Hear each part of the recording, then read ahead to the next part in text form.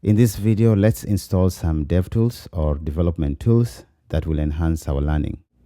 First is Google Chrome browser and Firefox browser, and we will use their DevTools to inspect and diagnose our web application.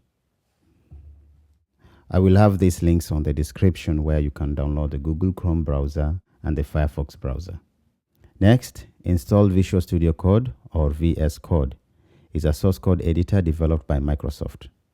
To get the Visual Studio Code, go to code.visualstudio.com and click this download button. I will also share the link on the description. Once you're done installing the Visual Studio Code, let's add some extension. To install extensions, simply click on this extension icon or use the shortcut Command-Shift-X or Control-Shift-X on Windows. Here you can search for any extension you need. Here we will search and install Prettier. It's a code formatter that ensures your HTML, CSS, and JavaScript are consistently styled. Another extension is Live Server. This will launch a local development server with a live reload capability. This means that you can see your changes in real time as you code. These are just a few of many extensions that you will add as you continue learning web development.